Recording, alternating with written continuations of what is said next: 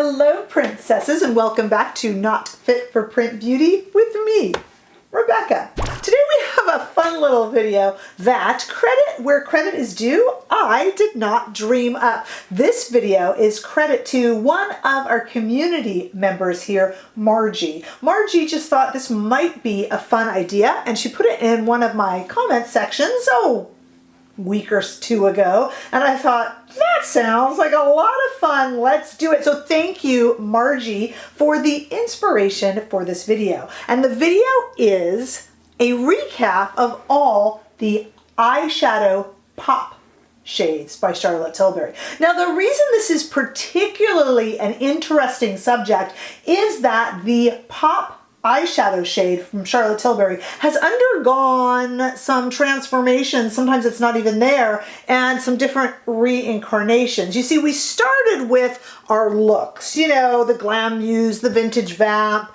Dolce Vita, which is now Bella Sofia, and all of these that had this very sparkly, we're going to look at them all, top shade. And then that shade changed. It got a little bit less celestial sparkly, and a little bit more foil-like.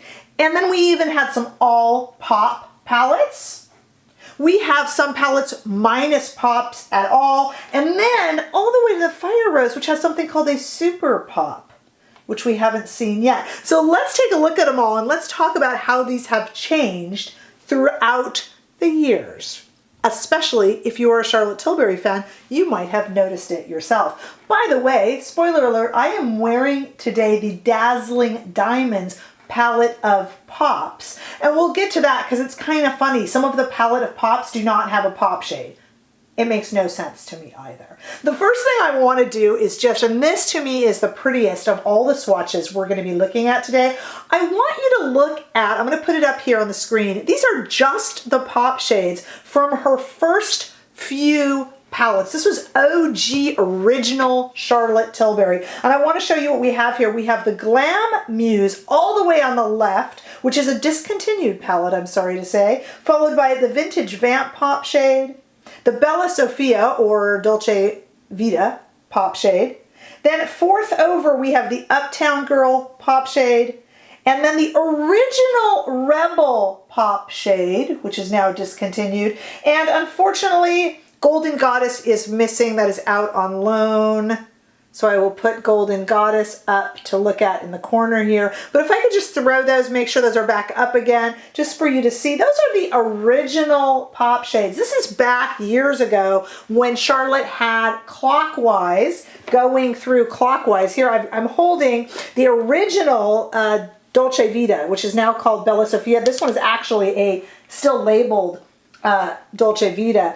And at that time, Charlotte always went prime, enhance, smoke, pop. And the pop shades were always that really glistening celestial shade that was meant to be applied with a finger on the, just kind of over the mobile lid, just really in the center almost. And they were super, super pretty, and everybody loved them, and they were very unique at that time. Now, throughout the years, that has changed. In fact, we think, we being the beauty community that have put our heads together about this, because why not, that celestial shade is actually a little pricey to make, and we've seen it change throughout the years.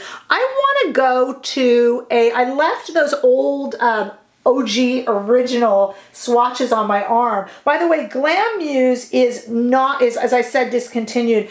And that original Rebel palette, which was that really bright green, has been redone. So that's discontinued as well in those swatches you saw. Now, I left those swatches on my arm, and then I swatched a few others. So let's go to that. Here's some more recent ones. We have Dreamgasm on the left, to the right of the other swatches, of course, which is discontinued, Dreamgasm. The Exaggereyes pop shade, remember that one? The Walk of No Shame pop, and the Queen of Glow pop. Now, missing here is Transformeyes. That is also being lent out right now. So I've got two that are missing here that are on loan. And those are the 4 others. And as you see, they started to change. If we can look, make sure those are up on the screen, you will see on the left all those original OG pop shades. And then on the right, those pop shades are they're a little different. They're a little bit more foil-like. They were kind of starting to change a little bit. And a lot of people went, hey, this formula is a bit different. We didn't know if she was pulling a fast one or just changing. Remember, the formula of her shadows would undergo changes as well as we went on. The next thing I want to show you here is some of her color-coded she had some blues, some greens, some maroons. So let's take a look at that too, so you can go ahead and take a look at those pop shades. And I left everything else back up there. So when you look at the new ones I just put on there, we have maroon, Mesmerizing Maroon, I believe it was called, Copper Charge pop shade, the super blue pop shade, and then the green pop shade. Now look at that green pop shade closely. That is the green color-coded eyeshadow, but it also, the exact same one with different packaging, was the newer Rebel palette. So that pop shade in there replaced the pop shade from that very bright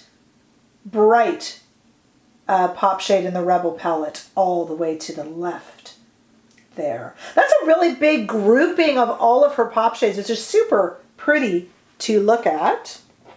But then Charlotte started doing mixed in here. My timeline is not perfect on purpose. I didn't strive to make it a perfect timeline. That would be a different video. But I do want you to know that while this was all happening, occasionally Charlotte would put together an actual palette of pops, which is just 4 pop shades all together. I am wearing on my eyes today the Dazzling Diamonds palette of pops.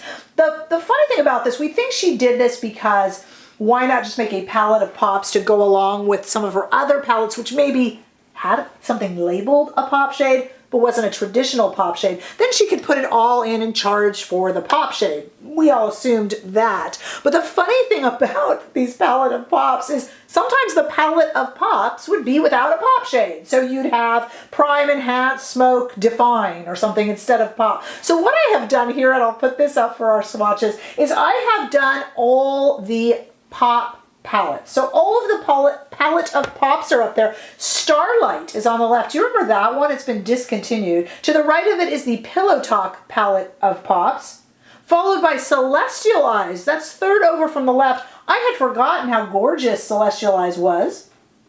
It even has kind of a little bit of a duochrome in there for Charlotte. To the right of that, Dazzling Diamonds, which I'm wearing on my eyes today. And above that, Supersonic Girl, which has also been discontinued. So of those palette of pops, 2 of them there, the Starlight has been discontinued and Supersonic Girl has been discontinued, unfortunately. I had forgotten, like I said, how gorgeous Celestial Eyes was. Now, we went into a lot of eyeshadow from Charlotte that had no labeled pop shades. This is where it ended up getting a little bit confusing. Some of the shades labeled as pop shades really were just of the more metallic or sparkly shades in other collections that were not called pops. For instance, the 12-pan palettes had no labeled pop shade, and interestingly enough, of course, Sophisticate and Desert Haze didn't, but if you remember, Sophisticate and Desert Haze were matte eyeshadow palettes, so that makes sense. But the Flawless Filter, we have 3 here, and I've got Star Aura here, did not have a pop shade, and that is because these were all that much more different baked formula that she ended up using and hasn't used since, which is actually kind of interesting. Might come back, but it was used for these and didn't lend itself a baked shade at all to those.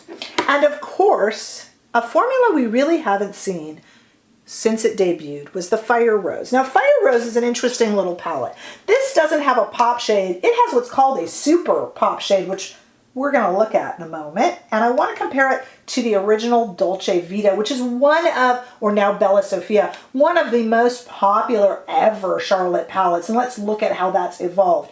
Now, the reason I said that Fire Rose is an interesting palette, it is no longer available at all in the United States, but in many parts of Europe, including the UK, it is. So I do not know what happened to Fire Rose. Maybe it was supposed to be limited edition, but is anything really limited edition these days? And it's still readily available in Europe. So but it's frustrating to Americans. Very interesting, and has these really interesting shades, with the pop shade being what's called a super pop. Super pop. So let's take a look at this super pop shade. It is very super. It's very foil-like, as you see right there. Extremely foily. Very foily.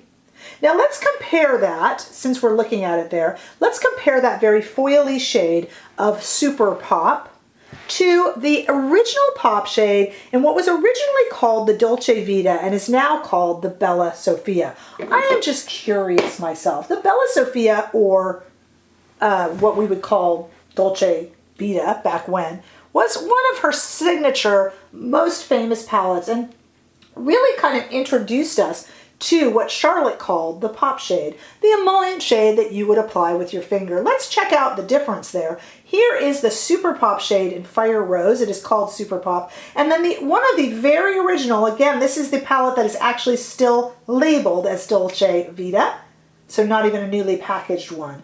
And what do you think? So this one is a lot more chunky, sparkly, really. Foil-like, but also has some kind of chunks to it, some texture to it, really.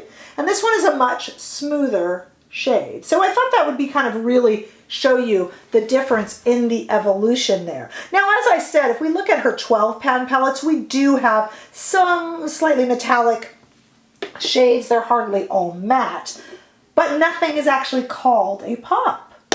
So, and it's not called a pop in the look in a palette either. So it's very interesting, the evolution of that pop. To me, the very original ones, the very first ones that I showed you there in swatches, let's go. The very first one I showed you in swatches, to me, those are Charlotte Tilbury pop shades. How it's evolved, almost like it kept name as an homage to those original palettes. But I am interested in the super pop shade because I like the Fire Rose palette. It's pretty much my favorite palette that Charlotte Tilbury has ever done. And I like that she called it super pop. I thought that was kind of fun. I would love to see that come back.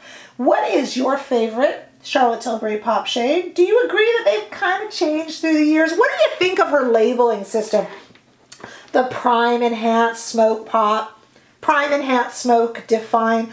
This is really a great conversation starter for us here in this community, just for fun. What do you think of the evolution of the Charlotte Tilbury pop shade? It looks like I needed my Dr. Pepper Zero here to take a swig, didn't I?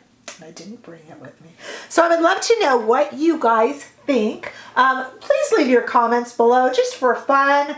How has it changed? How do you apply it? Do you like it? Do you miss the original? Do you use your original still? I'd love to know. Do leave a comment. Give this video a thumbs up if you enjoyed it and had a good time with me here today. And if you haven't already done so, please subscribe to my channel. I will see you all in the next video. Bye-bye.